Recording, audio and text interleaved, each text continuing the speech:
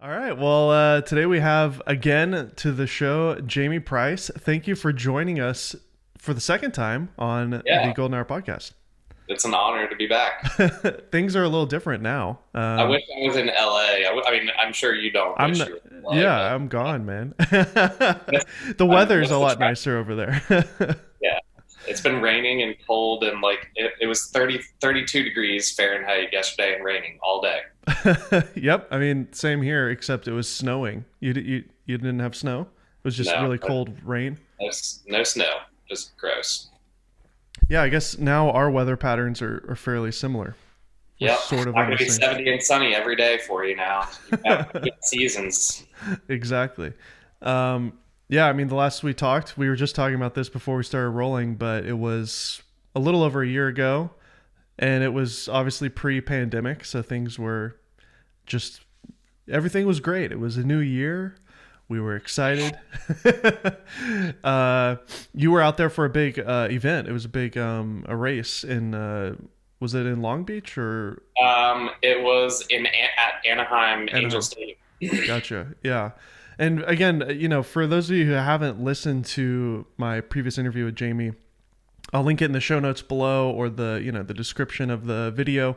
Highly recommend it. In that interview, we go into Jamey's background, how he got started in motocross, or what do you call it? Motorsports is the Motorsports.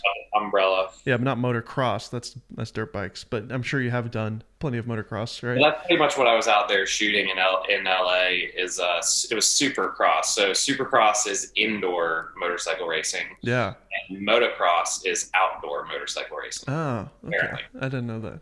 someone will probably correct me on that. I'm probably wrong somehow, but that's basically what it is. But it really was truly, I'm not just saying this because you're the guest today, but it was one of my favorite interviews because it's just it's a niche of the photography market that is rarely talked about, at least what I've seen on YouTube, on Instagram. Like, there's obviously a community of people out there, and you're friends with all of them, I'm sure. But the kind of sports photography world, at least to me, was brand new. I just didn't even really know anything about it. So you're talking about how you got started riding horses and just the amazing stories in Europe and stuff. I mean, it's a great interview. I highly recommend it. Everybody go check it out. But we were just chatting on Twitter. I think I've been following you for a year, and all of a sudden you started tweeting recently, and I was like, "Oh, there's Jamey." Yeah, So, I've been on Twitter a long time actually. Twitter I find to be difficult with discoverability, kind of like we were also talking about with podcasts. But yeah, it's true. my Twitter following is probably the lowest of all the followings that I have. It does not grow very quickly. It's so annoying because I enjoy using it, but it's the same. It's like I put no effort in my Instagram at all, and I think I have more followers there than Twitter. But Yeah. whatever. It is what it is. But yeah, I'm excited to be here to talk about just what's happened the last year for you as a sports and a motor sports photographer. What the pandemic has caused, and then also just some of the new gear, and the new Sony A1 just dropped a couple of weeks ago. I'd love to get your thoughts on that. So yeah, we got lots of things to talk about today. But Yeah. how has it been this year? I mean, here we are 1 year later. A lot has happened. What happened in your industry during 2020? It was a pretty seismic shift that happened for all of us. Anybody that covers an event where large numbers of people are in one place at one time, we've taken a beating. I was pretty much unemployed from March until July. I had a few jobs here and there in Charlotte, my hometown, but all the racing stopped pretty much globally, and there really just wasn't a lot happening. And because most of my income, it's about 80% of my income is from car racing or some form of motorsport, all of that just disappeared. And because I'm a self-employed contractor, I wasn't eligible for unemployment benefits until basically like the second round. They did some changes. I guess it was June. So at that point, I was like, well, I'm already going back to work now, so I don't need unemployment. But it was tough. We did get racing again I guess our first race back was July 4th weekend. So yeah, it was great to be back. There was a ton of restrictions, as you can imagine. There weren't fans allowed. Even when you're standing outside with nobody around you and a race car that's 200 yards that way, you still have to wear a mask. And wearing a mask when you're outside in Florida in July is not a lot of fun. So yeah, it was tough, but they did figure out how to keep things moving and keep things rolling. I give public shout outs and appreciation to them a lot, but IMSA, which is the governing body of the sport that I cover mostly, did an absolutely fantastic job. We really didn't have any cases confirmed during a race weekend, so they kept us all in our little unique bubbles, and we really didn't have an outbreak. We finished our entire season. It ended up a little later in the year than normal. Normally we'd finish in like the first week of October, and this year we went to like the third week of November. But they did keep us working, which is the best part. That's crazy. Yeah, I mean, obviously the Super Bowl just happened, and these sports, franchises and stuff, they've figured out how to do it with cardboard cutouts in the stadiums, and having people on the field tested and all that kind of stuff. But it is what it is. I mean, humans kind of adapt to things, and it seems like halfway through the year, and then definitely towards the end of the year, people just kind of started getting back to normal within this new normal that we have. So my fear is that the normal will persist for a long time. I hope that it doesn't, but that's my fear, is that it will. Because having like the Indianapolis 500, where there's basically 300,000 people in one place, like the Super Bowl is like, ooh, big numbers. Like, okay, great. The biggest NFL stadium is like 75 or 80,000 maybe. I know there's some bigger college stadiums. Indy 500, 250,000 people. Daytona 500, like 200,000 people. The Nürburgring 24 Hour is like closer to 300 or 400,000 people. So these big sporting events are going to take a while to go back to normal, and I'm worried that normal is going to be a couple of years down the road. That's a good point. I mean, do you happen to know if the Olympics are on track to go this year? Are they going to push it back again? They're on track, I think. Okay. I won't be there, but they're on track. You're not going? No, not going. Not that I know of, anyway. Okay. Well, it seems like you were able to kind of make it work, but I mean, when you were first hit with kind of the lack of work, I mean, what was going through your head, and what were some of the things that you had to do to figure out ways to make money? It was scary. But I really tried to use the opportunity, the time at home, because I don't normally get a lot of time at home, to my benefit. Like I picked up some work shooting outdoor lifestyle stuff. I started shooting some fly fishing for a local retailer. I picked up a little work with a local garden architect, like a landscape architect, who just wanted some nice pictures of houses in the area. And they were willing to pay pretty good money because they were considered essential workers. And so that they continued their work, and spring in the Carolinas is a beautiful time of year. So I did have some work. I mean, I was paying bills, but I wasn't making any money. But I really I did enjoy my time at home a lot, because normally I wouldn't get like 5 months of uninterrupted, no travel, nowhere to go, nothing to do. And I could spend it at home with my wife and our son and our dog and enjoy. Like it was a really nice spring, and it wasn't something that I would normally be able to enjoy and get to experience that much. So there was upsides to it. Just financially, it wasn't a great quarter. I remember talking to several YouTubers on this podcast during the pandemic, and actually the pandemic caused this show to go to Zoom. And now I have obviously moved from California to Tennessee, and I'm able to continue the show as if nothing has happened. And when we did our interview, we did it in person at the Polar Pro studio, and I really did enjoy that kind of, there's something to obviously face-to-face real interaction with me. Right now, I'm looking into a camera lens, but then you're off to the side over here. And then when you're talking to me, you're looking at the iPhone that you're filming on. And, you know, it's kind of, you lose that connection. But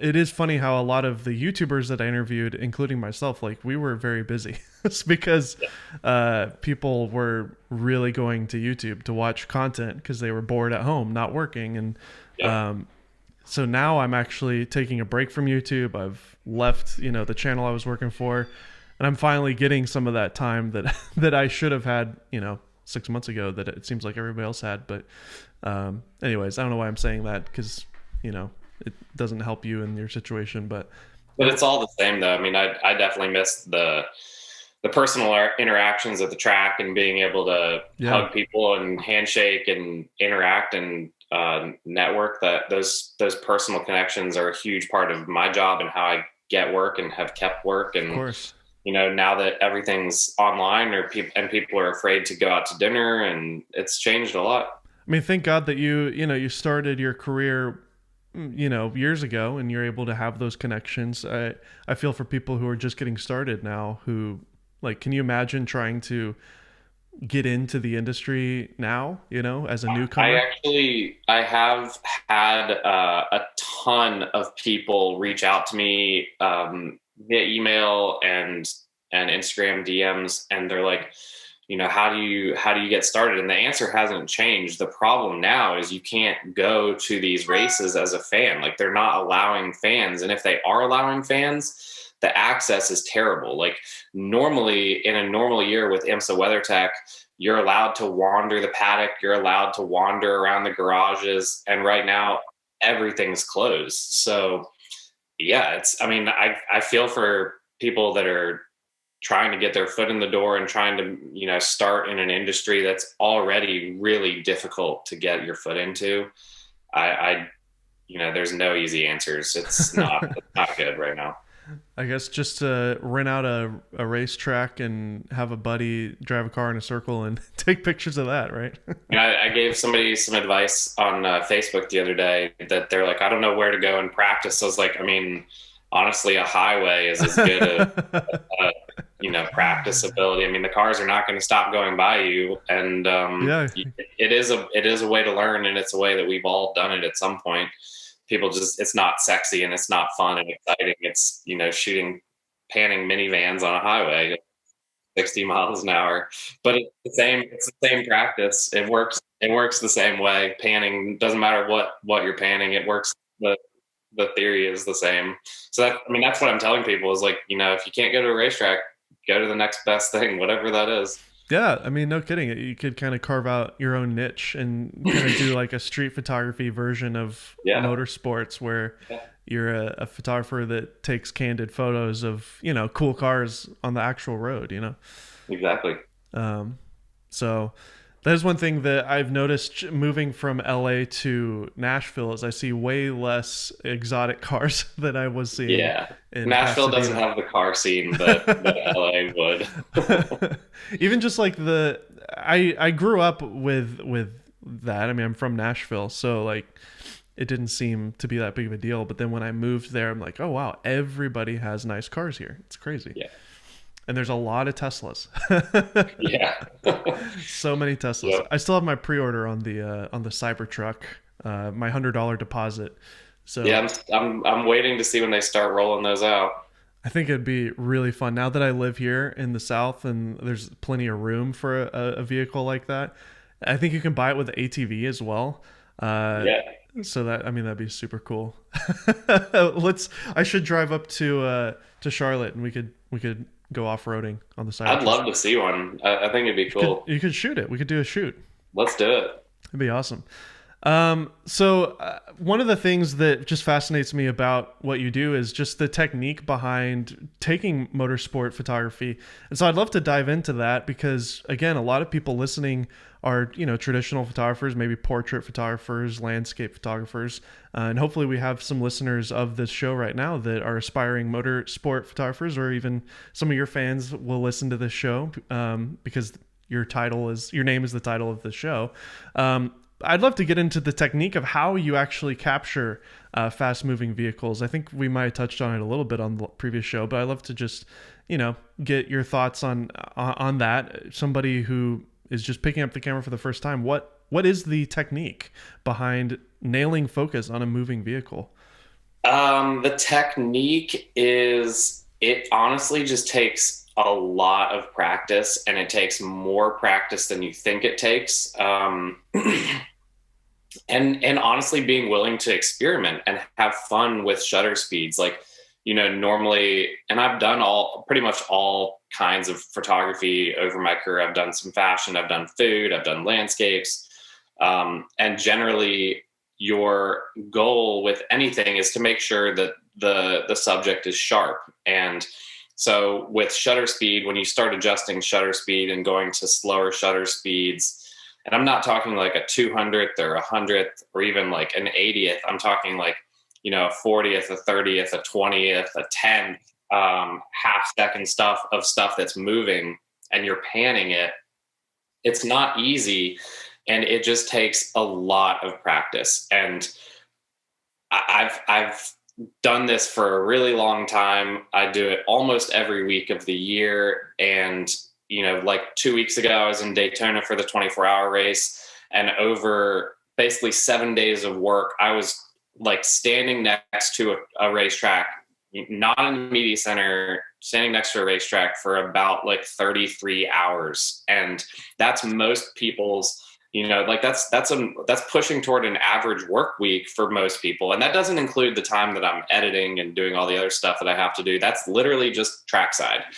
And so when you have like 33 hours over 7 days of practice, like you're going to get pretty good at it. You're going to get pretty good at it just because you have to. Like you get used to cars going by you really quickly, and you get used to where you should go, where you should not go. There's so many variables that play into whether a picture will be sharp. So for me, it's just you gotta really spend a lot of time shooting stuff that's moving and shooting stuff that is not just moving, but moving kind of fast, so that you can really understand how shutter speed works and how motion works and race cars work, because it's not as simple as like it's moving from left to right or right to left. There's a lot to it. So the more time you can do it, the easier it'll feel, the more comfortable you'll feel. When you start playing with slower shutter speeds, things change a lot. It just takes a ton of practice is the only thing I can really And add to it. yeah, I mean, I can't imagine trying to nail focus on one tenth of a shutter on a vehicle going 90 miles an hour. That's insane. It's not as hard as you think it is, though, because with car racing, it's very, like, if you look at a racetrack as a landscape, basically, your subject is only ever going to be in a very small window of that racetrack. Like there's something called the racing line, which a car is the racing line is the fastest way around the racetrack. And the racetrack, the only reason that racetracks exist is for cars to be on them and bikes to be on them, and for there to be a race happening. So the whole goal is for a car to go as fast as it can around the racetrack. And to do that, it's going to be on the racing line. And the racing line is literally the width of a car. So if you are, 200 yards back, the racing line is a very, very small window of place in front of you. So when you think about it, and I get this question a lot. It's like, how do you manage to capture something going 200 miles an hour? I was like, well, honestly, if you can lock focus on that one place, it's not hard. Like, pump your shutter speed up if you want to freeze the motion, or start slower shutter speeds if you want to show motion. But the car is never really going to not be in that spot. And if it's not in that spot, something really seriously wrong is happening. And you should either run or you should be prepared to capture it. And it just takes kind of understanding that. And the more you have practice with that, and the more you play with shutter speeds at like a 20th or a 10th, it gets really fun, because all those like gross backgrounds of porta potties and fences and, what, like people wearing neon vests and things like that. and buses, like stuff in the background literally just becomes color. And if you do it right and you're really smooth with it, panning is not as hard as people make it out to be. It just takes practice. Yeah, I mean that's the trick, right? Is if you're shooting at 1/20th of a second of a car going 200 miles an hour, you have to pan with it. So I would imagine that you do this enough, like you have, it becomes second nature, and the muscle memory of you're basically a human tripod, and you could probably look at a race track and you know exactly, because you've just intuitively done this so much, you know where the race line is. So me going into it with no experience, I've never even heard of the race line. I just see a circle and they go in a circle. I wouldn't know that unless you obviously, you just told me. So now I would go. One of the best pieces of advice that I was ever given when I was working at a newspaper is to put the camera down and just use your eyes. And truly, it is amazing how true that is, because if you put the camera down, it doesn't matter what you're shooting. If you put the camera down and really like take it in from the perspective of your eyes and what you're seeing and what you're experiencing, you can really pick up a lot, and your eye like naturally pans. So if you follow something that's moving across your field of vision and you follow it, like the background is blurry because your eyes are tracking whatever is moving in front of you. And you can kind of see what a pan would look like just because your eye is doing it. And sometimes it looks better with a camera, and sometimes it looks worse. And sometimes you have to like figure out that right shutter speed before you can really say like, this is what I want. And sometimes I'll look at something and be like, this isn't worth shooting, but I'll shoot it just for kicks anyway, because I've got time. And I'll try it and I'll be like, this is amazing. I'm seeing something that I didn't see with my eye, but the camera's capturing it in a different way, or there's like background highlights, or there's a color that I didn't notice. There's a lot to be said for putting the camera down and really taking in the landscape, taking in the experience, taking in the subject, taking in the moment. And then you can kind of like focus on that with your camera. That's the beauty of digital, is you can actually look at it and you don't have to guesstimate. And that's actually a great like segue into, I take a lot of pictures. Like race car photography, motorsport photography is really heavy on pictures. And and I'm not like shy about saying that. I mean, during the 24-hour race at Daytona 2 weeks ago, I took 26,000 pictures. It was more than 26,000 pictures over the course of the race. So the race is 24 hours long, but I'm not just picking up the camera at the start and putting the camera down at the end. There's like a lot before the race and there's a lot after the race. And so it was about 31 or 32 hours of work where I was actually taking pictures. And if you take 32 hours and divide it by 26,000, it's less than 1,000 pictures. It's less than 1,000 pictures an hour, which isn't like an insane number. I feel like most wedding photographers would probably get pretty close to that. If they had to shoot a wedding for 24 hours or 31 hours of wedding photography coverage, you'd probably get pretty close to that number.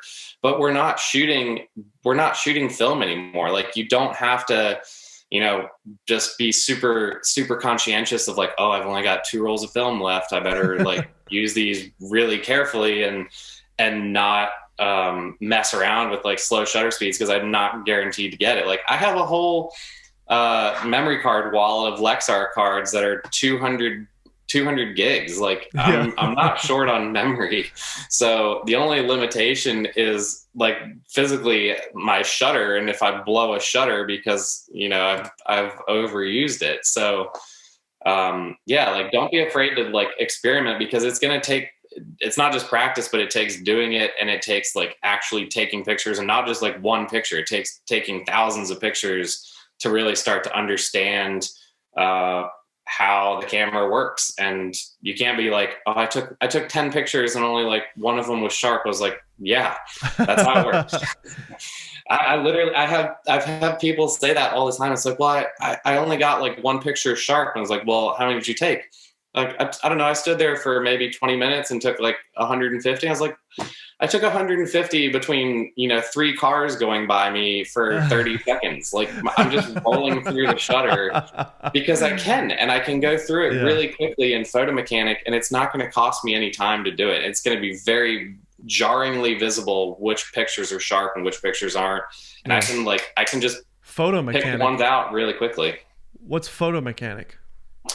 Photo Mechanic is it's a program that it's kind of like Adobe Bridge. I know you can do it in Lightroom as well, but it's basically a way. I first heard about it when I was working at newspapers, but it's just a great way to look at high volumes of images very quickly. Mm-hmm. You can color class them, you can caption them, you can FTP and send pictures. It's not an editing platform at all. It's literally just Culling. yeah, it's culling. And so I'll just dump all my photos from, a part of the race. So I normally break up a 24-hour race into 4 folders, like Daytona 1, Daytona 2, Daytona 3, Daytona 4, basically by the quarters of the race. And I'll just dump that folder into Photo Mechanic and then just like really, really quickly, like not sharp, not sharp, not sharp, sharp, not sharp, sharp, like just kind of.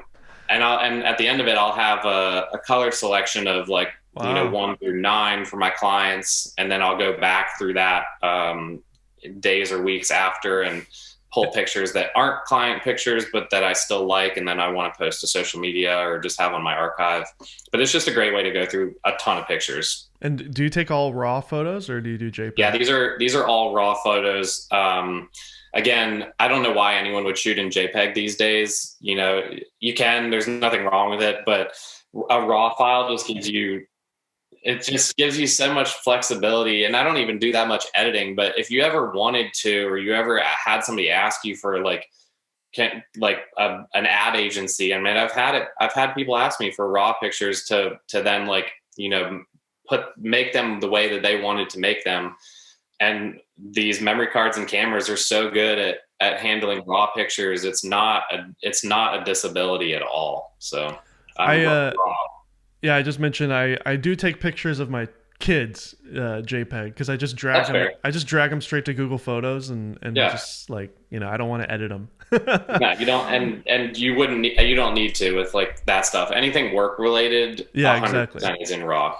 Exactly. It's kind of like for video people, shooting 10-bit or 12-bit, high resolution with high bit rate, and shooting log. You want to save all your highlights and shadows so that you can play with it later. But exactly. Cool. I need to try out this camera or Photo Mechanic. This sounds really good because like Adobe stuff is just so slow. It's like Lightroom is great, but it feels like just kind of a beast of a app still. It's just a Photo Mechanic. App. I've used it for 12 years now, and it's honestly like one of the pieces of equipment that I rely on the most. Like it is how I look at pictures. It's not how I edit pictures. I pull everything into Lightroom, but as a way to keep my Lightroom catalog kind of a little cleaner too. Instead of like moving 26,000 pictures into my Lightroom catalog, I can just have them looking on Photo Mechanic. And it's only pulling when you take a picture, your camera is basically also taking is able to do a low res JPEG file that it is accompanied to the raw file. So when you're looking through Photo Mechanic, it's actually looking at the JPEG preview of the raw file. Okay. So you do raw and JPEG when you're it's just raw, but what it's showing you is it's not showing you the raw file. Like when you pull it into Lightroom, it's like really washed out. It's more how it looked in the back of the camera, if that makes sense. Gotcha. So it's looking at just like a really low res version, but it's still like a full res, but I don't really know how it works, but That's it cool. works. I didn't know that. So raw data holds some sort of low res JPEG in the file, apparently. Yeah. Okay, that's cool. I mean that also segues to the gear. I think out of all the photographers in the world, sports photographers are the most brutal with the devices, and that's why often when it comes to cameras, Canon, Sony, Nikon, all those companies, their flagship, they call them the flagship camera, is a sports photography camera. Like it always is, because it's literally the Ferrari of all the other cameras, because it has to be able to withstand the intense bursts that you guys do. The focus has to be just perfect. And The buffer, weather sealing. yeah. I mean, there's times where you're in the middle of a downpour and it has to work. Like you have no option. Yeah. I mean, tell me about that. The gear itself is a tank, right? Yeah, I mean, no disrespect to anybody else that shoots anything. There's very few niches in the photography world that abuse camera gear like sports photographers do, and motorsports photographers in particular. I have two camera bodies, and both of them on the original shutter, nothing's been replaced. They're both over 950,000 on the shutter. Oh my gosh. and the shutter is rated for 500,000. So I'm okay. So you're due way overdue for a problem. So I've started bringing it back up to races. But yeah, we abuse camera equipment. Don't ever buy a used camera off of me or anybody else that shoots sports for a living, because the tops and the sides of our cameras, the lenses, they are beat up. Like there's nothing new looking about about any of my equipment. And I always kind of like, question, like when I see a professional motorsports photographer, if they're a professional motorsports photographer and if their camera gear looks brand new, because they're either brand new to being a motorsports photographer or they just bought the lens, because that's the only two reasons that their lens and equipment would be absolutely beat up. But yeah, we abuse it. Like it's just, we're out in all weather conditions at all times of day, hammering on the shutter. It's banging against chain link fences and concrete walls. I mean, I have to jump fences sometimes to get to these corners. And to do that, like you're laying your cameras in the grass and you're laying them on the concrete, and if something happens really quickly in front of you, I'm not just going to like quietly put my camera down. I'm going to literally throw it on the ground. And I have done that many times. So I posted a TikTok a couple last fall, basically saying that every year I spend between depending on the year, but between $3,000 and $8,000 on Nikon repair bills with NPS. And a bunch of people were like, "Why are you spending so much money repairing your equipment?" It's like, because I use it. It's not like, this isn't something that I'm fluffing and having sitting in a bubble wrapped case. Like I'm using it outside in the rain, in the dust, in the heat, in the snow, everything. Like literally every condition you can imagine, I have shot cars in, and it's getting banged around and stuff comes out of alignment. Lenses go soft because they get knocked around. I've had like the LCD screen on the back of my camera break multiple times. I've had buttons stop working in the rain. I mean, it happens. And every time you send something in, you're going to have a minimum repair bill of about $400 or $500, depending on what they're doing.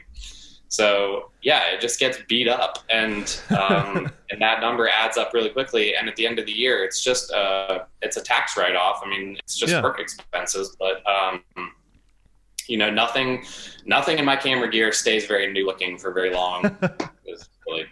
Well, I mean, that's such a rock star mentality. I mean, the same is true for guitar players, like if you're a really, gigging guitarist, there's no way that your Les Paul is going to be completely pristine. Like it looks better when it's got all these marks on it, because there's stories behind those scratches and the patina of your camera. I mean, you should see the bottom of this camera. Like it's just beat up. The plastic is the front element of this 24 to 70 is completely missing. Like.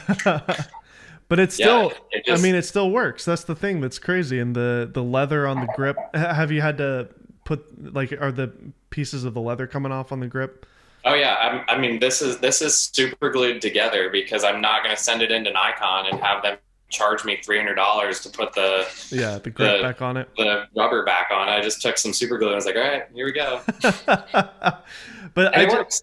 I love, I mean, as a gear nerd myself and as a reviewer of cameras, I love the flagship cameras because they really are such a just dialed tool. And every time I use one of those big beefy DSLRs that you use, or now with Sony having the A1 and the A9 series, I mean those are a little different. They're a little, I don't know if you've played with or held the A9, but it's nowhere near the build quality of your Nikon or a 1D.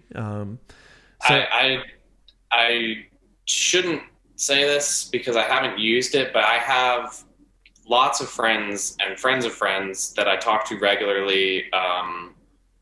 And the biggest complaint they have about the Sony gear is that it's not as weather sealed as the Canon and Nikon equipment, the flagships. Yeah. And that's a huge problem. Like, this isn't something that I can have go down on me and have a problem in the middle of a race. If it's pouring rain, like, I don't want to worry about my cameras. Like, I have stood, I don't even know how many hours I've spent in the rain with my cameras, but it's a lot. Yeah. And it was a lot last year. Like, not just lifetime, like it was a lot last year. And I've actually heard a buddy of mine was shooting on the Canon 1DX Mark III, and he had it go down, and he's had conversations with some of the Canon guys, and they have admitted that their weather sealing on the Mark III isn't as good as the Mark II. What? So it's a problem. Like, if it's not super duper duper weather sealed and to basically be standing in the rain with me, I mean, I'm putting rain covers on these things, but at a certain point, the humidity and the rain is so much that a weather cover on your cameras is really like, it's more of a deterrent than actually like stopping rain, because it's still wet. Everything's wet. Don't you love that though? I mean, I get excited hearing all that because like it's just it's an adventure every time you go out and do a shoot. I mean, some of the best photos, the ones that I'm the most proud of were the ones where everybody else, like all of the amateurs and the people that are not being paid to be out there, are like running for cover and running back to their cars or the media center. And all of us that are out there doing this for a living are like, where can we go that's going to be the most epic corner, like spray? I mean, there was one race that we had last year in Wisconsin, and it was in August. So it's hot, it's humid, really hot during the afternoons. And what happens? You get afternoon thunderstorms almost every day. And one of these coincided with the end of the IMSA race that we had there. And truly the last two laps, it was, I've never experienced rain like that in my life. The raindrops were the size of quarters, and it was coming down so hard that the rain was like coming up at the cars. Like, it was bouncing off of the racetrack back up at the cars. And it literally looked like they were just boats. And some of the pictures that I took and some of my colleagues took, like, it was so cool. And I'm standing there, and I didn't have a poncho or anything on. It was just, I had covers on my rain gear, but it was so wet and the rain was coming from so many different directions that everything was just soaked. And I drove straight to the airport after the race because I didn't have a hotel booked for that night. So I went straight to the airport, and I had all my wet gear just like sitting in my check bag. And I felt so sorry if a TSA guy opened it up, because he was going to get the moldy, smelly rain experience of his life. But it was so cool. And it was just one of those races that I will be forever proud of those pictures, because it made for great photography. And I'm always really excited when I see rain in the forecast for a race weekend, because you don't want it to rain the whole weekend, but if it rains, it's going to be pretty awesome photography. It's kind of funny because as you're saying all this, it's almost as if, I mean, obviously you're getting hired to document the race, and people are there for the race, but it's as if the cars that you're doing are models, and the whole point of the race is for you guys to just to get these like really great artistic photos because Yeah, I mean they are the subjects. They're they're not living and breathing, but they're living and breathing in their own ways. And it's my job to make it look as cool as it is, and it is cool, and it's not hard to do that. You just have to spend enough time in those weather conditions. Like when it's really hot, like it's just really hot, and you find ways to kind of either show that, or you show the drivers sweating or pouring water on themselves. Or when it's raining, like, you just go for the spot on the racetrack where you're just going to get just something really cool and different and really intense, because that's what I'm after, and what we're all after is the intensity of car racing. Car racing isn't something that's like an easy sport. It's not like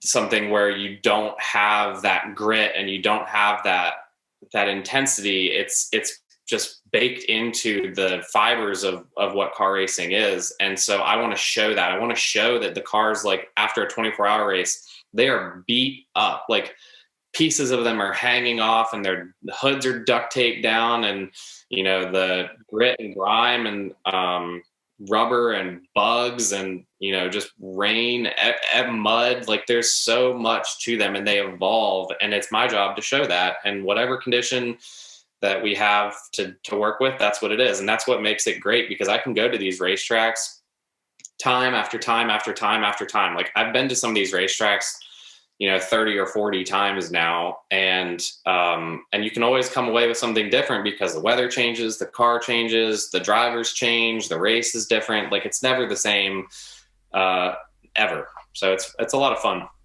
So what would it take for you to switch from a DSLR to mirrorless? Because still to this day, you look at the Super Bowl, you look at motorsports events, and you look at the sidelines. All the photographers are still using DSLRs. Every once in a while, you spot some guy there with something, like the Sony A9 or whatever, and maybe the A1 will be that 30 frames per second with no blackout. I mean, that's kind of cool, right? Yeah, that's awesome. What would it take for me? Honestly, it would take money. A lot of it. Because I did kind of like a semi Canon switch for one weekend, and they sent me a whole bunch of gear. And essentially the retail price of what I would need to switch would be north of $40,000. And so if anybody has $40,000 they want to give me, this isn't a loaner. This isn't like a pay it back. Like if you want to give me $40,000, I will take your $40,000. But I have enough expenses already that I don't need to yeah, of course, make it worse for myself expense wise. So if anybody has $40,000, I'll take it. If any of these camera brands want to give me camera equipment, I'm happy to rep it. But currently, I just don't feel like, having tried the Canon stuff and having talked to what my friends and colleagues that shoot Sony and some of the other mirrorless, I have a couple of people that shoot Fuji. One guy shoots Olympus stuff. Yeah, I was going to say Olympus is very weatherproofed. That's what I've heard, at least. I mean, but it's Micro Four Thirds, so it's really like, currently, I don't feel like my ability to do my job would be any better or worse by switching to mirrorless, if that makes sense. So yeah. Until that day comes where I feel like mirrorless photographers are doing something that I cannot do with my DSLR, I don't see the reason to switch, especially to dump. I mean, it wouldn't be like, oh, I'll pick up a Sony camera and just mess around with it on the side. Like, then you have to get all the lenses to do what I do. Like, I'm not just invested with a 24-70 and a 35 prime or something. Like, I have everything from a 500 all the way down to a 14-24, super wide angle, and primes all the way in between too. So it's a huge investment. It's a huge amount of money that I would have to make to do a switch. And I couldn't just do it just willy nilly. Like, I would actually, if I'm going to do it, I'm going to do it. And I'm not going to dabble, like try one and try like with a lens, because that's not how I'm going to actually figure out if it's the right thing for me. I need the full kit. Like I need their 400 or 500 or 600. I don't even know if they make a 5, but I know the 400's like $14,000. Like that's a lot of money. I don't care who you are. That's a lot of money. Oh yeah, exactly. And if you're not, at the end of the day, the client is just wanting a good image. And if you're able to get a good image on what you have, then who cares? I've yet to have anybody complain, and I've got work, almost too much work coming in. So for good. now, like everybody that I work with and work for, they wouldn't know if I'm shooting mirrorless or DSLR. The pictures are the same. Yeah. And if you know how to work a DSLR, if you know how to work a mirrorless camera, that's really all that matters. I think the real answer that I was looking for wasn't necessarily, money is no object. Like, is there an actual philosophy of like, I prefer the mirror, seeing through it versus looking at an EVF?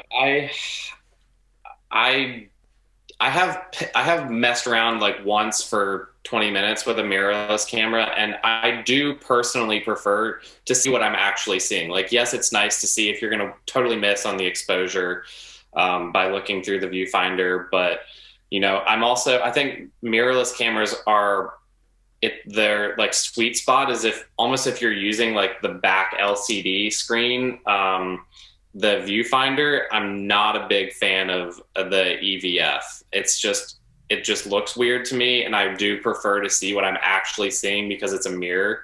But with car racing, everything is happening. It doesn't matter how good EVFs ever become; it will never be truly live what you're seeing in front of you. Doesn't matter how good it is. There's always going to be a delay of a millisecond where the camera is converting what it's seeing into a picture that you can then process with your eyes. Sure. And with stuff that I'm shooting, I need it to be live personally. Even if it's a millisecond, that millisecond is the difference. At 200 miles an hour, trust me, a millisecond makes a really big difference. Yeah. So, if you go shoot the Indy 500 and the cars are coming at you at 242 miles an hour during qualifying, a millisecond or 5 milliseconds or whatever the EVF delay is a big number. That's like feet. Yeah. But I mean, okay, so the new A1 is pouting 50 megapixels, raw 30 frames per second burst with no blackout, and the autofocus apparently is, really good. Do those types of specs sound interesting? Would you be able to get things you couldn't get if you're not ever getting a blackout and you just hold that trigger down and you're just getting 30 frames per second, 50 megapixel raw images? Yeah, I'm sure. I mean, I'm sure there's some benefit to that where it's, it would help just get more pictures, but the megapixels, I'm not a megapixel hunter.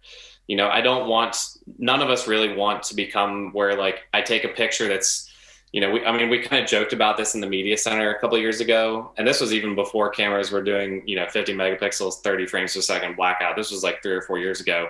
But a buddy of mine was like, I'm going to sell my 600 and just buy like the newest camera that can shoot 30 megapixels and shoot on a 14 to 24 and just ever loving crap out of it. And you get, what you'd see with a 600. It's not quite the case, but I don't really want to become that where you're leaning on the megapixels to make pictures. Use the lenses. But it is cool. Like it's amazing that cameras are going to that direction, that the technology's there. I'm interested to try it. I just haven't tried it because I haven't been sent the equipment, and I'm not going to rent that much equipment for Basically, the reason I'm asking all this is because what I'm hearing is that, and what I'm kind of realizing is that these camera companies are just needing to sell cameras, and so the engineers are coming up with these cool new things, and I'm sure they get plenty of research and development from working photographers, but it sounds to me that like a lot of that is just fluff, and at the end of the day, all that really matters is composition, being able to nail your focus by using, by tracking and learning how to do that. I mean, you're using, compared to a Sony A1, you're using a quotation, inferior camera with Yeah, totally. I mean, less autofocus points. this is the D5, which is I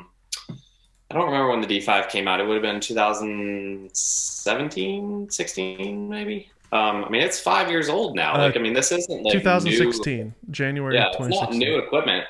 So, and it's not even like current gen, latest gen Nikon. I mean, they have the D6 now. So, yeah, I mean, I do think that's partly the case that they're aiming a lot of their technology above and beyond where we really need it. It looks good on paper. It looks good to sell it, but Yeah. yeah, I don't know that I would use most of the, like, I still don't think I really use my D5 to its full ability because I don't need it. Like, I just don't need everything that it can do, but they have to do it because they have to be able to cover such a broad range of people that then need to use it. So I'm interested to try, like, you know, the A1. It sounds awesome. If someone wants to send me an A1 and all the lenses that I need, message. I mean, I think when we get to that point when Nikon and Canon completely stop making DSLRs altogether and they start making these flagship mirrorless cameras, there's a rumor that Canon will be announcing a 1D version of the R cameras this year. Yeah, I heard that. You know, hopefully they'll take all the things that you guys need, like high burst, you know, and then very low millisecond EVF refresh, and things like that. Hopefully then, you know, things will be better. But I think right now we are in a little bit of a weird in-between where still to this day, it seems like the DSLR is the better tool. And it's definitely something that a lot of your colleagues are familiar with. And it's something that you've invested a lot of money in. So in order to do a switch and sell everything and buy a whole new set of things, it's a real investment. So yeah, I think we are in a weird time. It's almost like not quite as dramatic, but almost like when digital was first becoming a thing where, you know, half of people were still shooting film, but digital was there, but not quite amazing. I think we're like farther toward the mirrorless is amazing, and the technology and the megapixels and the no blackout and all that is amazing. But I know there's nobody in the IMSA paddock that is shooting mirrorless. So none of the full-time IMSA photographers are shooting mirrorless. Everybody's still Canon and Nikon DSLR. Yeah. I mean, I would imagine that'll continue for another 5 years, even with new things coming out. It's like, just like you said, like film was absolutely superior in terms of image quality compared to the early digital cameras. I guess it's not a fair comparison because the image quality of a modern mirrorless camera may objectively be better than a D5, but I think again the mirror, the lack of the lack of any lag, I think that's something important, and the build quality. Because the mirror box is in there, the camera has to be a little bit bigger, which means that they have more room to make it more weather sealed. So I would imagine that a proper, you know, flagship camera that's mirrorless is going to have to be pretty chunky, even though it's mirrorless. And right now, one of the selling points of mirrorless is that you can kind of make things a little bit smaller, more compact. But I don't think any sports photographers are necessarily saying, let's make these cameras smaller. Maybe the lenses could be a little smaller, but... Well, actually, I can't remember if I said this last year, but when I tried the Canon 400, the new I think it was the Mark III 400-2.8. Like, I mean, this is like serious first world problem stuff, but my complaint about it was that it's so light. Like, it's so light. And my 500 millimeter f4, which is, I think it's also a generation behind the current one that Nikon has. It's not lightweight. Like, it's not the old one where it's just super duper heavy, but it's not lightweight. And when you're outside, like, there was a session that we had last year at Daytona when I had the Canon equipment. I was shooting the Canon 400, and it's so light that the lens was being like really significantly blown around in the wind, like Oh wow. really significantly. And that is absolutely the kind of stuff that will affect your sharpness, like hugely. Like if your camera is like blowing around in the wind, what do you think's happening to your pictures? Like they're going to be super duper soft. So, That's a good point. if you're shooting like football or basketball or whatever it is that you're not using like slow shutter speeds regularly, like a really lightweight 400 is a great thing. But for me, I'm standing out there in a 20-mile-an-hour wind and they're still racing. Like they're not gonna be like, oh, we'll wait for the wind to die down. They're still going and it's raining. And, like all of the conditions of misery are just piling on. And my client cars are going by like one after one. And I'm looking at the back of the camera. And I'm like, none of these pictures are soft. And I haven't changed my skill. I haven't changed anything. It's just being more dramatically affected by the wind. And these are things that like we have to take into account. And my clients aren't going to be like, oh, it's windy, like Jamey couldn't get his pictures. Like that, they don't care. They need their pictures. They have to have pictures to post, put on hero cards and whatever else they need to do with them. Like they don't care that it's windy. They don't care that I have like 100 excuses. They need the pictures. They need them to be as sharp as they normally are and the way that I normally deliver them. And I can't come back and be like, well, I didn't get anything this time. Better luck next time. That doesn't work. So like, I don't know. It's hard because it is honestly just going to be one of those things that eventually I'm just going to have to get used to because everything's going to be that way. Everything's going to be light. But I'm just telling you all as listeners that, lighter and smaller isn't necessarily better if you want sharper pictures, because you might have to take more pictures to get the same number of sharp ones that you did, 5 years ago, because the cameras are lighter. And truly, like, that's a good point about the build quality. I mean, the build quality of the D5 is second to none. And this whole like thing weighs, I don't know, like 4 pounds, 4.5 pounds. I mean, it's not small. And the lighter it is, the harder it is to hold it still. Like if I'm just sitting here, I don't like it takes more movement for me to actually like move it side to side or up and down. Whereas it's small and light, like you have to be very, very steady with your hands. And that means no outside environmental factors like wind. All those things do matter and they do affect image sharpness. And ultimately, we all have to get our pictures sharp if you're going to deliver them to somebody that's paying. Maybe someday they'll make like lead casings for your lenses and cameras. But it would be such a small, like, I know, like, I'm sure half the people listening to this, like, this Jamey guy's an idiot. Like, no, he doesn't understand that the rest of us need small light cameras that I can huck up to the top of a mountain. Like a wedding. I know wedding photographers, they sling them, they have one on their right sling, one on the left, and they're just all day. So the smaller, the better for those guys. But yeah, I mean, everybody has different needs. This is just my particular need. Yeah. And I'm basing my opinion on experiences that I've had, and no, I find that fascinating. That's necessarily better for me. No, that's why I asked it, because I think it's just a unique perspective, and I think it's important for people to understand that, because a lot of people may see the flagship releases from these camera companies and they're like, what is this? Like, I don't understand. Why would they do that? And it's like, well, this is why, because there's a large group of people who this is very important to. So, and that's why you guys have to pay so much more for the cameras. Yeah. The flagship cameras are, I think, the D5 is, or the D6 is $6,500. And then the kind of like, what would be the one below that?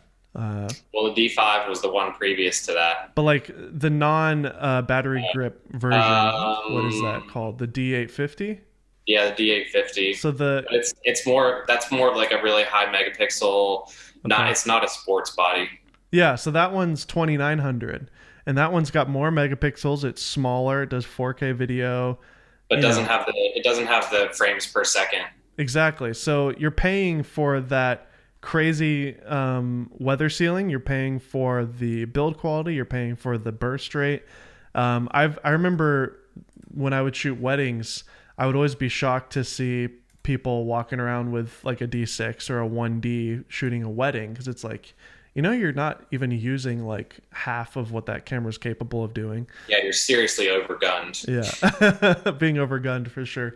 I actually own a 1D. I have a 1D-C, which was the old cinema camera from Canon. I bought it for like $1,500 on eBay. It's the 1DX, the original, essentially, just a cinema variant of it.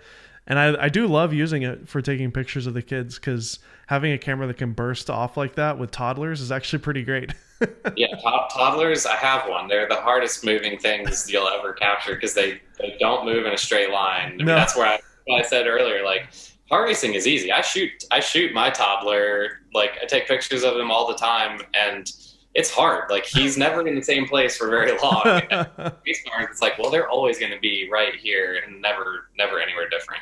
That's where the Sony's like face and eye tracking is perfect. I think, like, I'm looking at maybe even buying a Sony camera just for like home documentation, because their eye detect is so good that like I can just point it at my son and it just stays locked on his eye no matter where he's going, and it's continuous.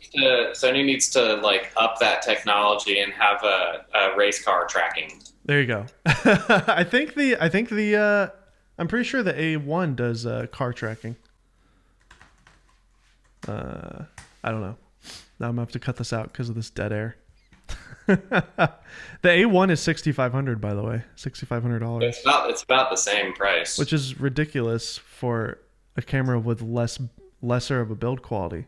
And add on to it if you're going to do what I do, like, you need a 500 millimeter for a minimum of 400, 70 to 200, 24 to 70, 14 to 24 primes.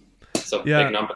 It doesn't have car tracking. It just has bird detect, which apparently doesn't work very well. I don't shoot birds, Sony, and so let's work on the I think that's interesting. So bird photographers, sports photographers, motorsports is kind of sort of similar, right? Do you have any bird friends? They move fast. Yeah, they move fast. And you're alone in the wilderness for hours at a time. Exactly. Okay, well, we're coming up to an hour here of our conversation. I've enjoyed every minute of it. I think we could just talk about gear all day long. But what are some of the things that you're excited about going into this year, and also just the future of the motorsport industry in general?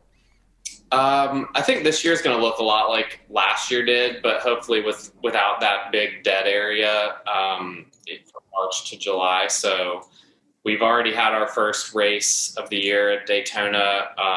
I picked up some more clients in a different series, so I'm really excited to have more of that. I think this year is going to look a lot like last year. I don't think there's going to be anything that's really groundbreaking and different or cool in my particular wheelhouse. I am going to be doing a little bit more motorcycle stuff. I've really enjoyed that. That was a lot of fun. So I'm going to be doing a little bit more Supercross this year, it sounds like. And just enjoying time with the family. And I think if we can kind of get through this next year, there's a lot of changes that are happening in car racing in general right now. It's very similar to actually what's happening with cameras, that we're between the old petroleum and gasoline powered cars and the new electric vehicles. So we're kind of in a weird like hybrid stage. So manufacturers are trying to decide if they want to stay on board with what we've got currently, or just wait a couple years and get back in when we are electric vehicle racing. So there's been a lot of shift with actual manufacturers that are involved in racing. I think this year it'll be good. I'm feeling okay about it. That's awesome.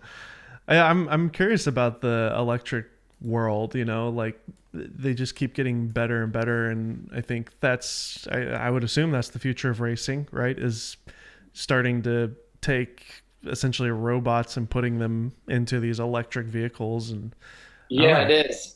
For anybody that, like, I don't know that I would go as far to say that I'm like old and crotchety, but I grew up watching race cars, and when you go to a racetrack, like it's such a visceral experience. Like this isn't like going to a golf match where it's been the same since forever. Like golf hasn't really changed.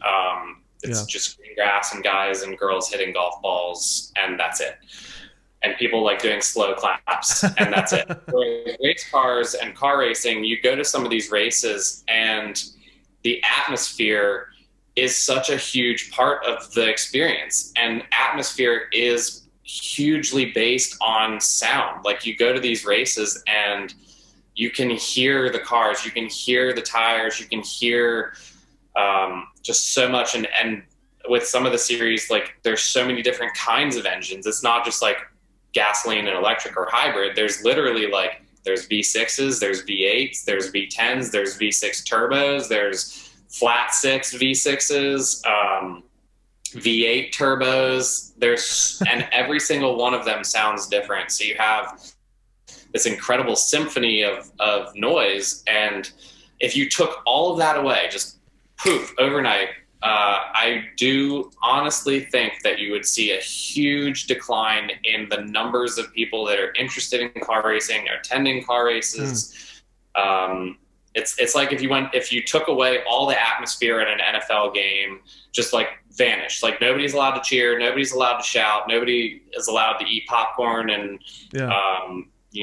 like they just put like face masks on all the players, and none of them are allowed to make any noise at all. It would be a very different experience to what you experience today. And that's kind of what it is with car racing. Like, yes, electric vehicles are the future, but that doesn't mean that it's a good future. It might be green. It might be good for public perception, PR. But that doesn't mean that the Indy 500, if you suddenly make the Indy 500 or the Daytona 500 electric vehicles only, that doesn't mean you're going to fill those grandstands, because a lot of people are going to go and be like, well, this is boring. So that's something that is, it's to figure out how to make it interesting. Figure out.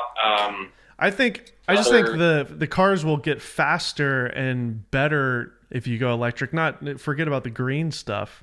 Like they can go faster. They can accelerate faster.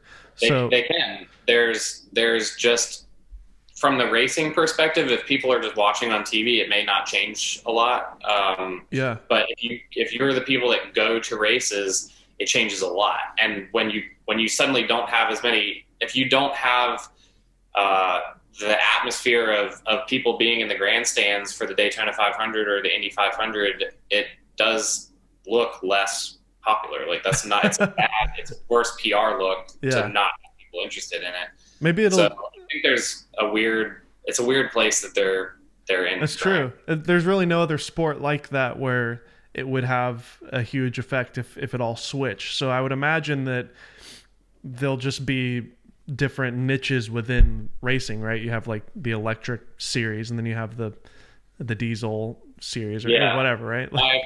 My personal thought on what will happen sort of kind of is that is what's similar to what has happened with horse racing. And I have a huge background in horse racing, obviously, but horse racing isn't something like, horses are no longer a necessary part of human life. They were for thousands and thousands and thousands of years, but suddenly in 1915, basically 1920, horses essentially were like, poof, we're out of a job. And I think they're happy about that. Cars became the new normal for how people get around. But horse racing still exists and is still hugely popular. The most bet on sporting events in the world are horse races. Yeah. And horse racing still has millions and millions and millions and millions and millions of people that follow and watch these big races. And it has no relevance whatsoever to life on this planet. It's purely a spectator sport. And back in the day, it was like, we want to breed the fastest horses because we can get you from point A to point B really fast because you have this type of horse. Yeah. And now it's like, it's just a sport purely there for entertainment. And I think that's kind of what's going to happen to car racing. You'll have the side of car racing that's like, we are relevant. We are electric vehicles. This is the technology that's in your road cars, or we're pushing that.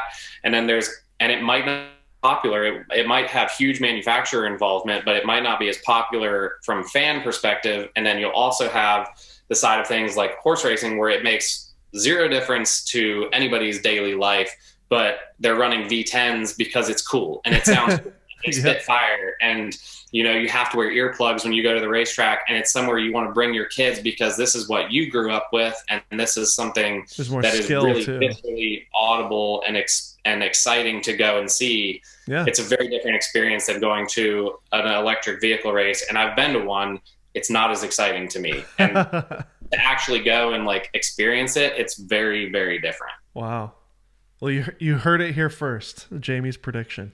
That's my prediction. Also, before we go, I do want to touch on your YouTube channel. You posted a video back in September. I think that was the last one you did, but I really want to encourage you to keep making videos. I mean, you made this really great video called Frames Formula One and LE Man's 24-hour 2019 Part 1, and like you kind of vlog your journey and show images, and you did another one, Pandemic Motorsport Photography. What are your thoughts on YouTube? Do you have aspirations there, or do you so it's a lot of work. Yeah, so that's really the problem, is it's a lot of work for not a lot of eyes. It's been the most disappointing part of putting those videos together. It's great to show people what my job is like. We've done quite a few of the Frames series about what my job and what my life and what my experiences at racetracks is kind of like. And they're a lot of fun, but the views don't match the amount of work that we had to put into it to just produce those. I mean, just video editing alone is a monster. So things like TikTok and Facebook and Instagram Reels and Twitter Fleets or whatever they're called. You get like TikTok, for example, has been really amazing because I can just take some of the really boring cell phone video that I have just randomly taken at races, and they go like super viral for no apparent reason. Like there was one video I posted that isn't terribly exciting, but it's almost at 2 million views. Wow. And I think the most we have on a YouTube video is like 37,000 maybe. And it's not like a small number, but the average view count for a YouTube video is like between 3,000 and 6,000 for me. So, that's a really low number for the amount of work that myself and the video guy that I have edit these videos for me. I wouldn't be too discouraged because, I mean, this is coming from a YouTuber now. You have everything you need to be a successful YouTuber. The problem I'm just seeing right now is the title and thumbnail and the overall premise. I think if you titled it with something catchy, but you still did the vlog format, it could totally work. Also, consistency. I mean, it took me a year of posting twice a week, every week, nonstop before it became a thing, So, yeah, but you have it if you want it. I'm looking at your TikTok. You've mentioned it a couple times, but I don't use TikTok, so I didn't even know you were doing it. And I think that's a great format for you because it's doable. It's obviously working really well.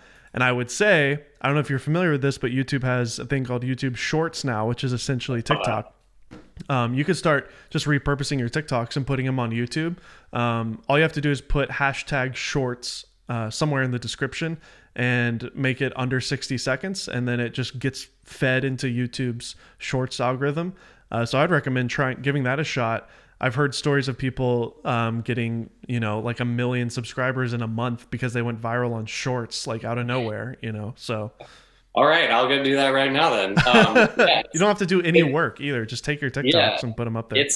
It's not like discouraging isn't the word. It's just, video is just a lot of work. And tell me about it. Yeah. YouTube is its own beast. And I mean, you're crushing it on Instagram, on TikTok. I mean, there's plenty of things that you got going on here. You don't have to do every single thing, but it's part of life as a photographer now. Self-promotion, whether you agree with me or whether you disagree with me, that is how we have to sell yourself. And it's worked really well for me. So yeah, I'm going to continue to do it. And this is just one way that I do it. Heck yeah. But it's it's a lot of work, and you have toddlers, and it's Oh when you yeah. have I'm taking a break. I'm taking 2 months off of YouTube. I haven't, I haven't had a break in 3 years. So, I just feel super burned out when I come back from a race sometime where I don't want to work. Like I've already got enough to do. I'm still editing Daytona pictures because I haven't had time to edit the stuff my clients all had their pictures day of the race by Sunday night, but the rest of it, like the really nice stuff of cars that I didn't need to shoot, I haven't finished editing it. So it's been, it's just like a time thing. What do you mean by that? Do you take some for yourself that you don't give the clients? Totally. Like I shoot all my clients for their needs, but I also shoot the race fairly like editorially too. I mean, this particular race, we had multiple NASCAR champions. We had IndyCar champions. There was just a lot of really exciting people and drivers and cars. And so like I'll cover the race for my clients, but I also cover it loosely editorially, but I'm also covering it because I'm a car racing fan. That's awesome. And I love my job and I love racing. So, it wasn't like 26,000 pictures for my clients. Like it wasn't those like 6 cars that I was taking 26,000 pictures of, at sunrise when it's really nice. Like I'm shooting almost every car that goes by. And one day there's value in those pictures. Maybe 20 years down the road, people will be like, oh yeah, remember that year that Jimmie Johnson and Chase Elliott, Chase Elliott's the most recent 2020 NASCAR champion and Jimmie Johnson's a 7-time NASCAR champion. Both of them were in the Rolex 24-hour race. And, it's kind of like history, documenting history of car racing. That's amazing. I mean, I can hear it in your voice. You're a fan of racing, and that makes your job even more enjoyable, I'm sure. So, awesome. Yeah, I love it. That's awesome. Well, thank you again, Jamey, for your time, for coming on the show again. It was just as much of a pleasure this time as it was the first time. And the only thing I miss is that we can't go get coffee and lunch after this. So I know. Well, maybe next year, February or March next year, we'll do another check-in. Absolutely. Maybe I'll come up to Charlotte with my wife and kids, and we can do it in person. Cool, man. All right. Thanks a lot, Jamey. Yeah. Talk to you soon.